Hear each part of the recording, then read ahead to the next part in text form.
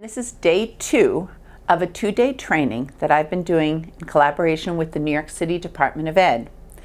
The focus of this training is to address how to do appropriate disability evaluations for preschool children.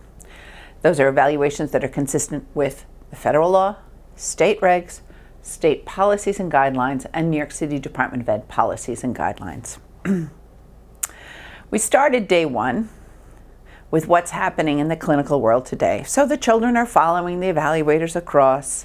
Uh-oh, there's a problem in the evaluation process. It's full of holes. And by the time we get to the other side, we lose way too many children as a result of misdiagnosis, lack of appropriate services, and they're gone. Day 1 was, what is the federal law? What are the problems with the current tests? What are the validity issues? What is confidence intervals? Why are we losing all these kids? The holes in the grate that you're shown here are what we talked about in day 1. Day 2 is, okay, if we can't go over the grade, how do we evaluate these kids? What are you talking about? What can we possibly do if we don't use a standardized test? Now, you can use standardized tests, and I use them, and I buy all of them, and I figure out which parts can I use. I look at the examiner's manual to identify validity and bias and confidence intervals, and then I also say what can I use and what doesn't work to use with the populations that I evaluate. So we're going to move forward. The goal of this 2-day training, well, it's a 2-day training as part of a multi-year project with the New York City Department of Ed to raise the quality of disability determinations in these evaluations. We're starting with preschoolers because that's where it starts. We could go into EI, but that's under Department of Health. So we're in New York City Department of Ed, starts with preschoolers, goes through high school. We're starting with preschool evaluations, and then we'll move into the school age evaluations. So the goal is simple, to increase the accuracy of disability determinations. We want to make sure we know who has a disability, which children have a disability that need IEPs and support, and which children don't have a disability that can perhaps need other services to close the gap, but don't need an IEP and to have that disability identification. The standard we're looking for, and the standard we should all be looking for, is that evaluations are consistent with the federal requirements and New York State and New York City policies, guidelines, regulations. The standard is that we want children evaluated based on whether they acquired skills consistent with their experiences.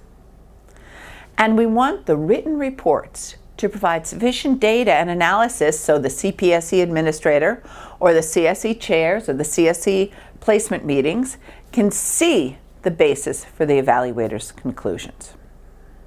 So here's the plan. At the preschool level, we're looking to reinforce and expand the CPSE SOPM and make the materials available. We've already trained all the CPSE administrators, and over the past year we've added the new CPSE administrators as they've been hired, have been part of the training, and we've trained all the CSE chairs. And we've disseminated the information to evaluation sites, to the preschools, and to the evaluators. We've actually trained in these 2-day trainings over 700 people. And right now, by doing these videos, we're hoping that more and more people will have access to it. At the CSE level, the school age level, we're starting that. Right now we're focused on preschool. We will be starting that. We want to reinforce and expand the CSE, Standard Operating Procedures Manual, and Practitioner's Guide. We want to disseminate the information to the administrators and the evaluators, and both evaluators who are DOE employees and evaluators who are contract evaluators. And on an ongoing basis, we want to provide support via frequently asked questions and being responsive to questions from the field. So what I've been doing since we started is I get questions from CPSE administrators, from CSE chairs, from evaluators, from evaluation sites on how to do an evaluation. I've gone to evaluation sites and worked with evaluators from the beginning of when the child comes to the place to be evaluated to when the evaluation gets submitted, because we're trying to gather an understanding, increase the clinical understanding of how to actually do these evaluations in an appropriate way. So, let me ask you a question. Pop quiz. I like my pop quizzes. If a child has delays in English but has typical language skills in their native language, delays in English, typical in their native language, do they have a disorder? Of course not. But now, if a child has delays in English and in their native language, do they have a disorder? That's obvious too. Many of you would say yes. The answer, however, is it depends. We need more information before we can answer that question.